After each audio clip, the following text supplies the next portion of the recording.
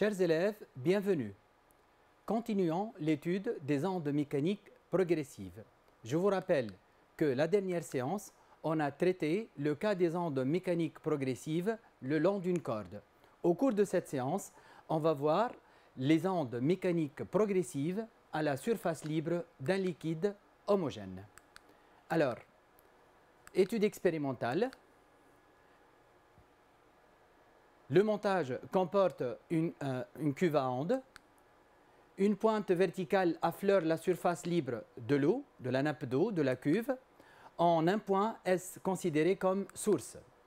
En mettant le vibreur en marche, la pointe impose au point S des vibrations verticales sinusoïdales de fréquence N.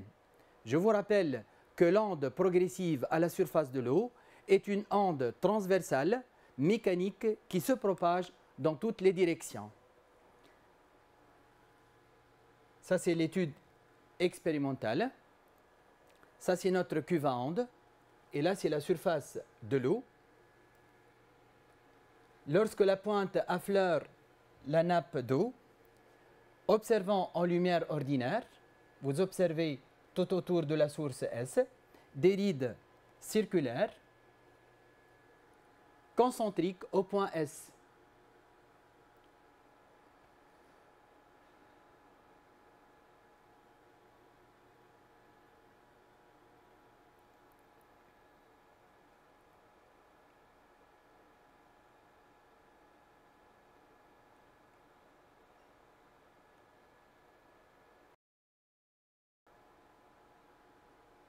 Alors, éclairons maintenant la surface de l'eau avec la lumière stroboscopique de fréquence N réglable.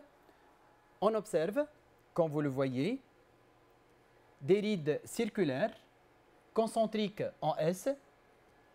Pour une certaine fréquence, ces rides progressent en s'éloignant de la source. Pour d'autres, ces rides paraissent immobiles. Et si on change encore la fréquence, ces rides convergent vers la source S.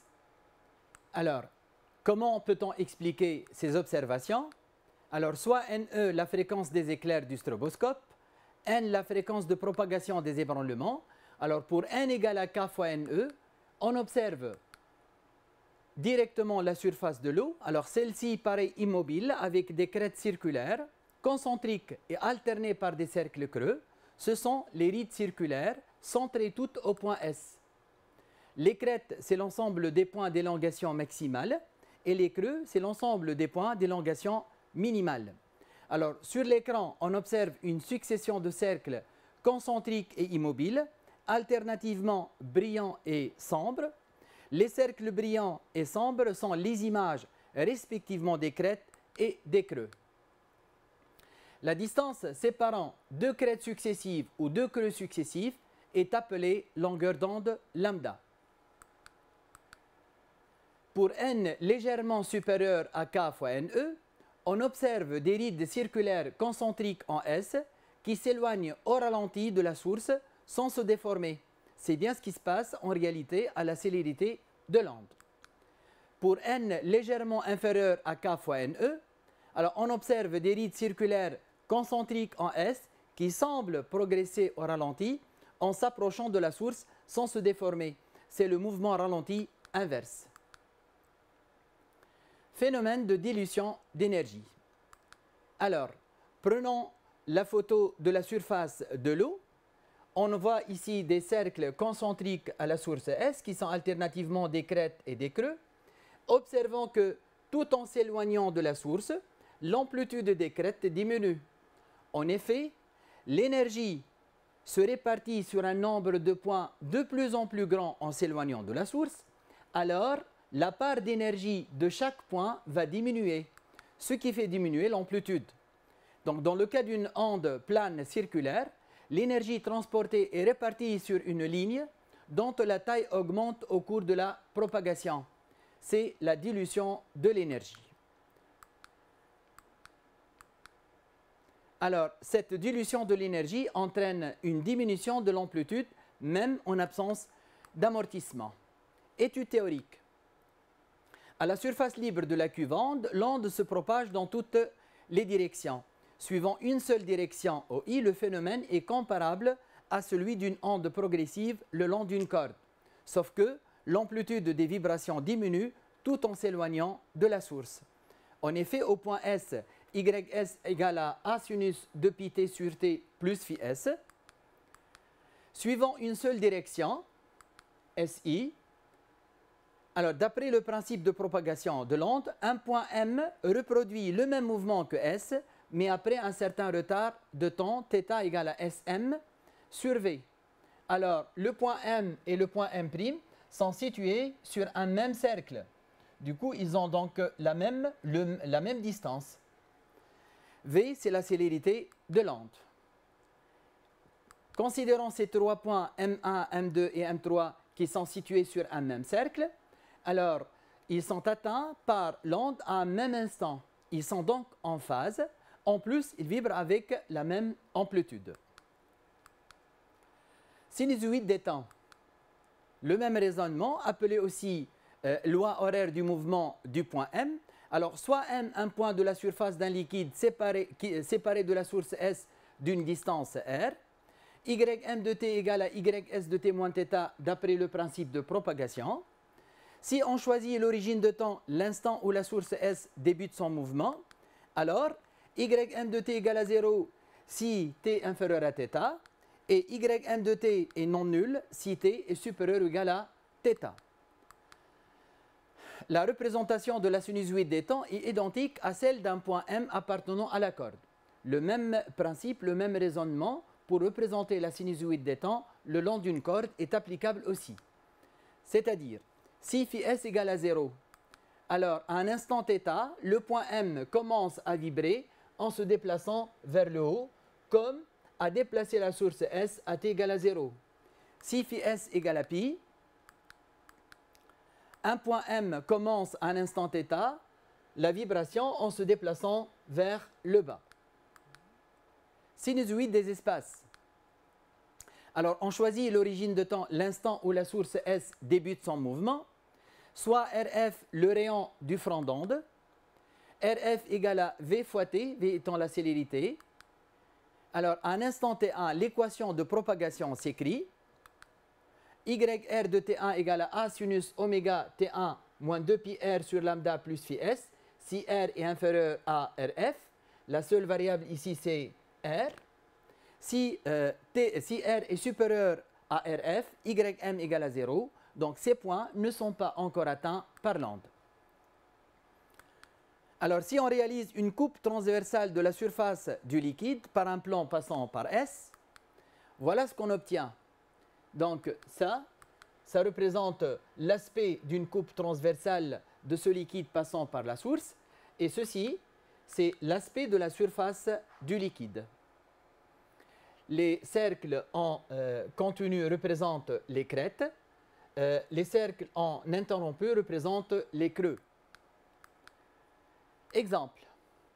Je considère cette coupe transversale passant par la source S. Si je vais reproduire l'aspect de la surface de l'eau en projetant les crêtes et les creux, voilà ce qu'on va obtenir.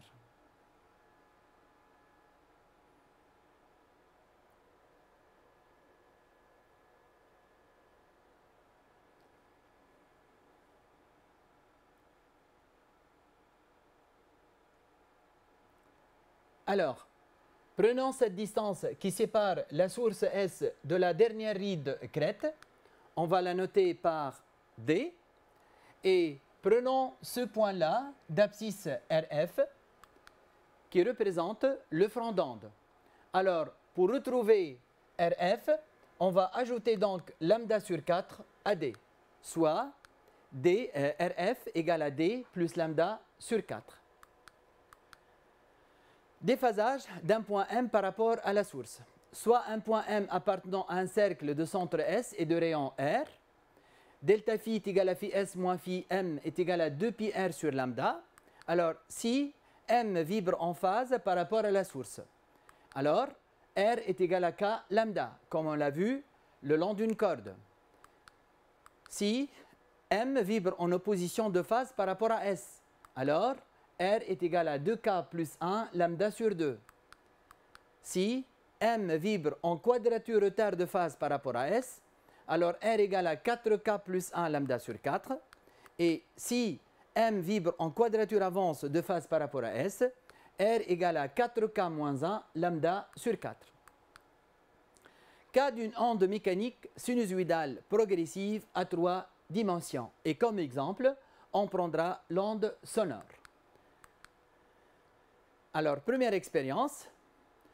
Plaçons une bougie devant un haut-parleur alimenté par un générateur basse fréquence. Comme vous l'observez, lorsque le haut-parleur est éteint, la flamme de la bougie prend cette disposition. Actionnons maintenant le haut-parleur et voyons que la flamme de la bougie vacille.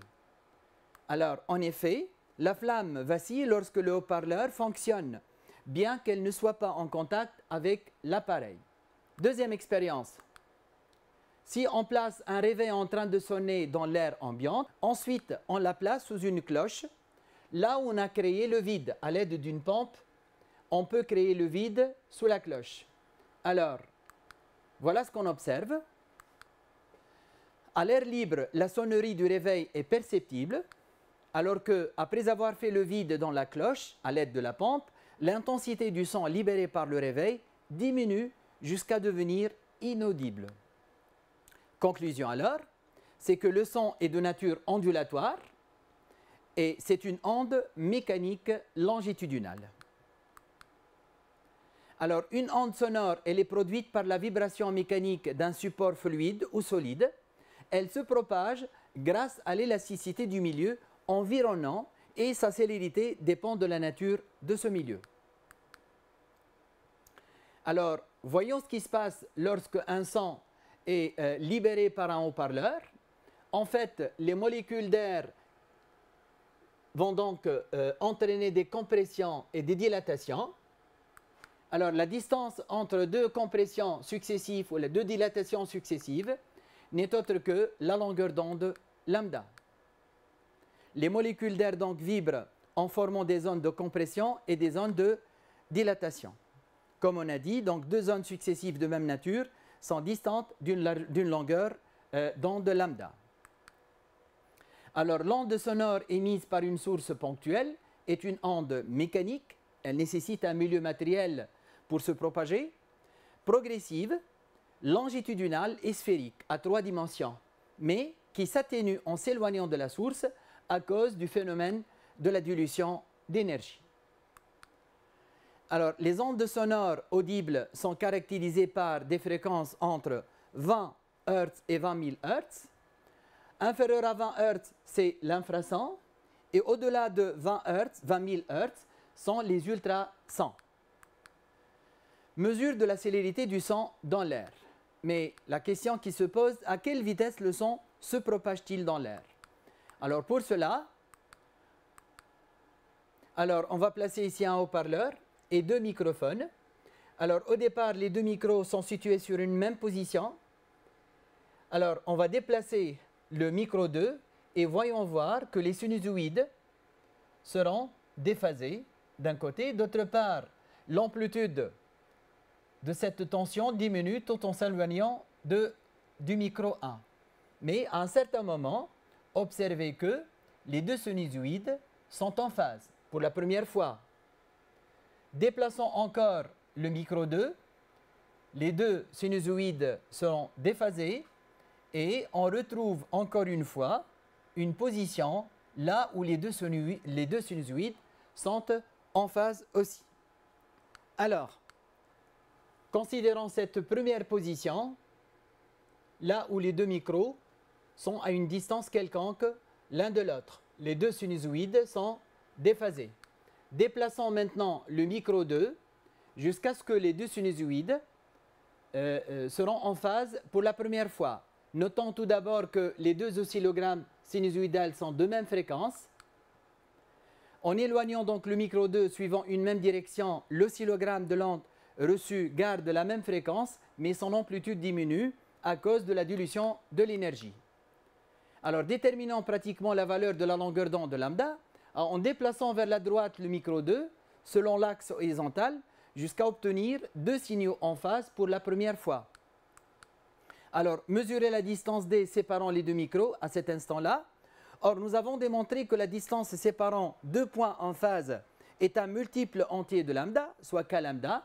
Alors, pour la première fois, k égale à 1, alors D égale à lambda. Et c'est ainsi qu'on détermine la longueur d'onde de l'onde sonore émise.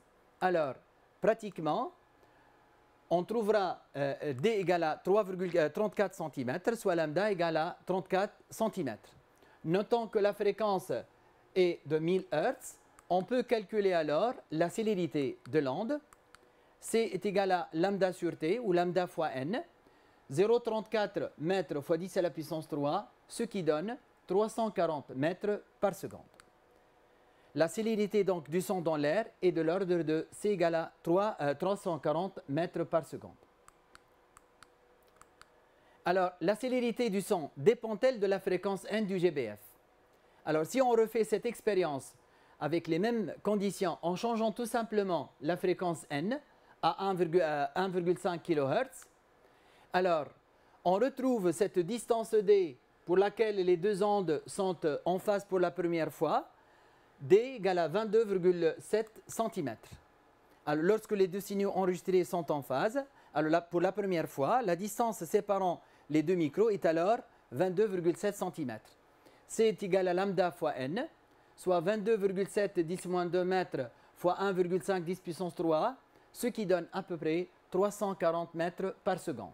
Conclusion, c'est que la célérité du son dans l'air est indépendante de sa fréquence. Application. Alors, un vibreur muni d'une pointe provoque en un point S de la surface libre d'une nappe d'eau initialement au repos, contenu dans une cuve à ondes des vibrations sinusoïdales verticales d'amplitude A et de fréquence N. Une onde progressive de longueur d'onde lambda se propage à la surface libre de l'eau avec une célérité V constante. Le point S débute son mouvement à l'instant t égale à 0. En partant de l'état de repos, on suppose qu'il n'y a ni réflexion ni amortissement de l'onde au cours de la propagation. On considère deux points A et B de la surface libre de l'eau situés sur la même direction de propagation SX, du même côté du point S et à des distances respectives SA égale à XA et SB égale à XB avec XB égale à XA, comme le montre donc la figure ci-dessous. La figure 1 ci-dessous représente le diagramme de mouvement du point B. Premièrement, déterminer graphiquement la valeur de la fréquence n et de l'amplitude A. Alors, cette sinusoïde représente la sinusoïde des temps. Donc, graphiquement, on peut déterminer la période t, soit t égale à 2 fois 0,05 secondes, c'est-à-dire 0,1 seconde. Par suite, la fréquence n égale à 1 sur t, soit 10 Hz. Alors, A égale à 1,3 10-3 mètres. Alors, l'onde issue de S atteint le point A à l'instant t A égale à 0,1 seconde. Représenté sur le même système d'axe, la figure 1, le diagramme du mouvement du point A. Alors, on a TA égale à 0,1 seconde. D'après le principe de propagation de l'onde, le point B reproduit le même mouvement que celui de A à l'instant TA, mais avec un certain retard. Alors, par une simple translation, on peut retrouver la sinusoïde de temps YB de t. Alors, voilà ce qu'on fait. Donc, ça c'est YB de t. Alors, on translate jusqu'à l'instant t égale à TA qui est 0,1 seconde. Cette sinusoïde, sans la déformer, on retrouvera YA de t. Montrer que la longueur d'onde lambda égale à XB moins XA sur n fois delta t. Alors, on a la célérité de l'onde est constante. Donc, je peux dire que V est égal à XA sur TA égale à lambda fois n, ce qui donne XA égale à lambda fois n fois TA. De même, la XB égale à lambda fois n fois TB. Alors, XB moins XA égale à lambda n TB moins TA. Alors, lambda égale à XB moins XA sur n fois TB moins TA. D'où donc la relation demandée. Déduire les valeurs de la longueur d'onde lambda et la célérité V.